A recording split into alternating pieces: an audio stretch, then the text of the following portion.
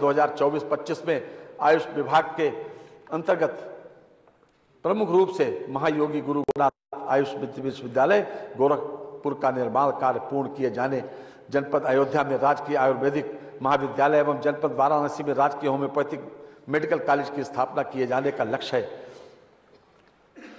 राजकीय आयुष महाविद्यालयों एवं चिकित्सालयों में औषधियों की समुचित व्यवस्था तथा 50 बेडेड एकीकृत आयुष चिकित्सालय 11 जनपदों में स्थापित है तथा 6 जनपदों में भवन निर्माण पूर्ण हो चुका है। अवस्थापना एवं औद्योगिक विकास बुंदेलखंड क्षेत्र में एक नए औद्योगिक विकास प्राधिकरण बीडा का गठन किया जा रहा है, जिसके अंतर्गत नोएडा और ग्रेटर नोएडा के अनुरूप बुंदेलखंड क्षेत्र में औद्योगिक, वाणिज्यिक और आवासीय टाउनशिप विकसित करने की योजना है। सेमीकंडक्टर, डाटा सेंटर, स्टार्टअप एवं आईटी सेक्टर से संबंधित विशेष योजना के साथ ही वर्ष 2022 में इलेक्ट्रॉनिक्स मैन्युफैक्चरिंग को प्रोत्साहित करने के लिए नीति भी लागू की गई है। प्रदेश के डिफेंस कॉरिडोर में बड़े पैमाने पर तेजी से कार्य किया जा रहा है। डिफेंस कॉरिडोर के 6 नोड्स में से 3 नोड्स का आवंटन पूर्ण हो चुका है। उत्तर प्रदेश सरकार ने प्रदेश में एफडीआई, फॉर्च्यून ग्लोबल 500 और फॉर्च्यून इंडिया 500 कंपनियों के निवेश को आकर्षित करने के लिए फॉरेन डायरेक्ट इन्वेस्टमेंट एवं फॉर्च्यून 500 कंपनियों के निवेश हेतु प्रोत्साहन नीति 2023 घोषित की है। किसी भी राज्य द्वारा बड़े पैमाने पर वैश्विक निवेश का आकर्षित करने का यह अपनी तरह का पहला प्रयास है। नीति के क्रियान्वयन हेतु 250 करोड़ रुपए की व्यवस्था प्रस्तावित है। स्वामी विवेकानंद युवा सशक्तिकरण योजना के अंतर्गत टैबलेट, स्मार्टफोन वितरण हेतु 4000 करोड़ रुपए की व्यवस्था प्रस्तावित है। वर्तमान वर्ष में 25 लाख से अधिक टैबलेट, स्मार्टफोन बांटे गए हैं। ये प्रक्रिया गतिमान है। गंगा एक्सप्रेस वे परियोजना में हेतु 2057 करोड़ 76 लाख रुपए की व्यवस्था प्रस्तावित है, जो वर्तमान वर्ष की तुलना में दोगुने से अधिक है। आगरा लखनऊ एक्सप्रेस वे और पूर्वांचल एक्सप्रेस वे को जोड़ने हेतु नए लिंक एक्सप्रेस वे निर्माण हेतु 500 करोड़ रुपए की व्यवस्था प्रस्तावित है। अटल इंडस्ट्रियल इंफ्रास्ट्रक्चर मिशन हेतु 400 करोड़ रुपए की व्यवस्था प्रस्तावित है, जो वर्तमान वर्ष के सापेक्ष 33% अधिक है। मानव अवस्थापना और औद्योगिक विकास के क्षेत्र में आज उत्तर प्रदेश एक अग्रणी प्रदेश के रूप में उभरा है। अपराध पर लगाम लगी है। अपराधियों का प्रदेश से सफाया हो चुका है। आज से 7 वर्ष पूर्व कोई ये कल्पना ही नहीं कर सकता था कि उत्तर प्रदेश इतनी तीव्र गति से ऐसा मुकाम हासिल कर पाएगा। यहाँ 2 पंक्तियां प्रस्तुत हैं। पैदा नजर नजर में एक ऐसा मुकाम कर, दुनिया सफर करे तेरे दामन को थाम कर। सड़क एवं सेतु राजमार्गों के चौड़ीकरण, सुदृढ़ीकरण कार्यों हेतु 2881 करोड़ रुपए की व्यवस्था प्रस्तावित है। धर्मार्थ मार्गों के विकास हेतु 1750 करोड़ रुपए की व्यवस्था प्रस्तावित है। राज्य सड़क निधि से सड़कों के अनुरक्षण हेतु 3000 करोड़ रुपए तथा निर्माण हेतु 2500 करोड़ रुपए की व्यवस्था प्रस्तावित है। औद्योगिक लॉजिस्टिक्स पार्क हेतु 4 लेन मार्गों के चौड़ीकरण, सुदृढ़ीकरण, निर्माण कार्य हेतु 800 करोड़ रुपए की व्यवस्था प्रस्तावित है। चीनी मिल परिक्षेत्र में कृषि विपणन सुविधाओं हेतु मार्गों का चौड़ीकरण एवं सुदृढ़ीकरण, नवनिर्माण, पुनर्निर्माण कार्यों हेतु 500 करोड़ रुपए की व्यवस्था प्रस्तावित है। रेलवे ऊपरगामी अधोगामी सेतुओं के निर्माण हेतु 1350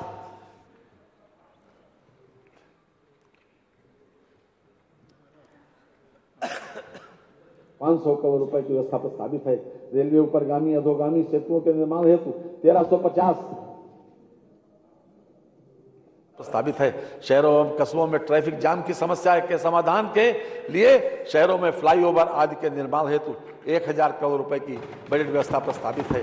सिंचाई एवं जल संसाधन विभाग हमारी सरकार द्वारा 31 सिंचाई परियोजनाएं पूर्ण की गई, जिससे 22,75,000 हेक्टेयर से अधिक सिंचन क्षमता सृजित हुई, जिसका लाभ 46,69,000 कृषकों को प्राप्त हुआ। विभिन्न जनपदों में 6600 राजकीय नलकूपों के आधुनिकीकरण तथा डार्क जोन में स्थित 569 असफल राजकीय नलकूपों के पुनर्निर्माण का कार्य प्रगति पर है।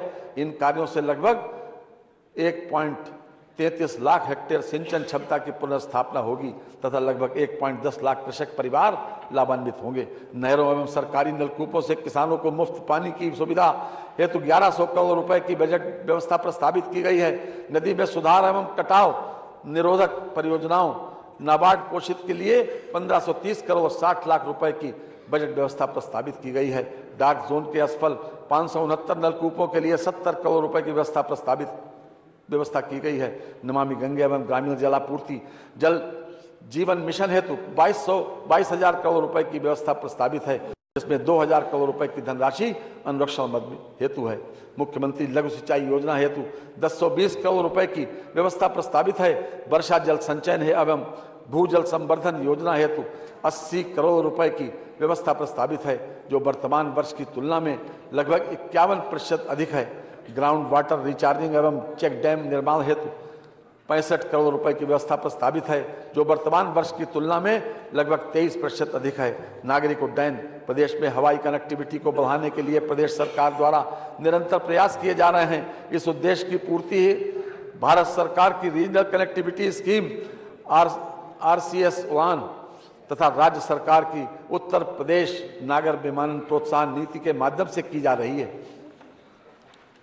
गत वित्तीय वर्ष की तुलना में चालू वित्तीय वर्ष में वायुयान द्वारा यात्रा करने वाले यात्रियों की संख्या में 19.2% की वृद्धि हुई है। हवाई कनेक्टिविटी के लिए चयनित एयरपोर्ट्स तथा अलीगढ़, आजमगढ़, मुरादाबाद, श्रावस्ती तथा चित्रकूट को विकसित किया जा चुका है तथा म्योरपुर, सोनभद्र व सरसावा, सहारनपुर एयरपोर्ट्स का विकास कार्य प्रशस्त है। अयोध्या में महर्षि वाल्मीकि अंतर्राष्ट्रीय हवाई अड्डा, अयोध्या धाम का विकास कराया गया है। अयोध्या में एयरपोर्ट की स्थापना एवं विस्तार हेतु 150 करोड़ रुपए की व्यवस्था प्रस्तावित है। हवाई पट्टियों के निर्माण, विस्तार एवं सुदृढ़ीकरण तथा भूमि अर्जन हेतु भूमि क्रय मद में 1100 करोड़ रुपए की व्यवस्था प्रस्तावित है। जनपद गौतम बुद्ध नगर के जेवर में अंतर्राष्ट्रीय एयरपोर्ट की स्थापना कार्य एवं भूमि क्रय हेतु 1150 करोड़ रुपए की व्यवस्था प्रस्तावित है। ऊर्जा, वर्ष 2023-24 में अप्रैल से दिसंबर तक जनपद मुख्यालय पर 24 घंटे, तहसील मुख्यालय पर 21.34 घंटे तथा ग्रामीण क्षेत्र में 18.09 घंटे विद्युत आपूर्ति की गई। वर्ष 2017-18 से 1,21,324 मजरे विद्युतीकृत किए जा चुके हैं। प्रधानमंत्री योजना सौभाग्य के तहत गरीब परिवारों को निःशुल्क और अन्य ग्रामीण परिवारों को 50 रुपए की 10 मासिक किस्तों में बिजली कनेक्शन देने की सुविधा दी गई।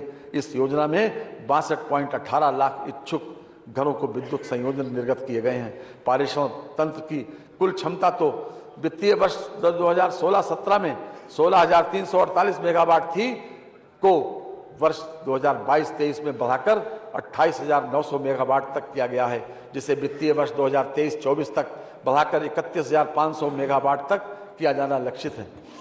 भारत सरकार की ग्रीन एनर्जी कॉरिडोर परियोजना के अंतर्गत प्रदेश के बुंदेलखंड क्षेत्र में सौर ऊर्जा उत्पादन हेतु 4,000 मेगावाट क्षमता के सोलर पार्क का विकास किया जाना प्रयोजित है। वर्ष 2016-17 में उत्पादन निगम लिमिटेड की इकाइयों का कुल विद्युत उत्पादन 33,556 मिलियन यूनिट था, जिसके सापेक्ष वित्तीय वर्ष 2022-23 में 39,746 मिलियन यूनिट विद्युत उत्पादन प्राप्त किया गया है। ग्रीष्मकाल में अनवरत विद्युत आपूर्ति हेतु 2,000 करोड़ रुपए की व्यवस्था प्रस्तावित है, जो वर्तमान वर्ष की तुलना में 33% अधिक है। निजी नलकूप उपभोक्ताओं को रियायती दरों पर विद्युत आपूर्ति हेतु 1,800 करोड़ रुपए की व्यवस्था प्रस्तावित है, जो वर्तमान वर्ष की तुलना में 20% अधिक है। अतिरिक्त ऊर्जा स्रोत, उत्तर प्रदेश सौर ऊर्जा नीति 2022 के अंतर्गत आगामी 5 वर्षों में 22,000 मेगावाट विद्युत उत्पादन का लक्ष्य रखा गया है। प्रदेश में वर्ष 2017 में 288 मेगावाट की सौर ऊर्जा परियोजनाएं थीं, जो अब लगभग 2600 मेगावाट है। प्रदेश में अब तक 328 मेगावाट की सोलर रूफटॉप परियोजनाएं प्रस्तापित की जा चुकी हैं। अयोध्या एवं वाराणसी शहर को मॉडल सोलर सिटी के रूप में विकसित किया जा रहा है। ग्रामीण क्षेत्रों में सामुदायिक मार्ग प्रकाश की सुविधा हेतु अब तक लगभग 3.35 लाख सोलर स्ट्रीट लाइट संयंत्रों की स्थापना कराई जा चुकी है। पीएम कुसुम घटक C1 के अंतर्गत निजी ऑन ग्रिड पंपों के सोलराइजेशन हेतु 100 करोड़ रुपए की व्यवस्था प्रस्तावित है, जो वर्तमान वर्ष की तुलना में 2 गुना है। उत्तर प्रदेश राज्य जैव ऊर्जा नीति 2022 के क्रियान्वयन हेतु 60 करोड़ रुपए की व्यवस्था प्रस्तावित है, जो वर्तमान वर्ष की तुलना में 33% अधिक है। आवास एवं शहरी नियोजन, मुख्यमंत्री शहरी विस्तारीकरण नए शहर प्रोत्साहन के अंतर्गत टाउनशिप विकसित किए जाने हेतु वर्ष 2024-2025 के बजट में 3,000 करोड़ रुपए की व्यवस्था प्रस्तावित है। Delhi Ghaziabad Meerut corridor regional rapid transit system परियोजना में उत्तर प्रदेश के अंश के रूप में 914 करोड़ रुपए की बजट व्यवस्था प्रस्तावित है।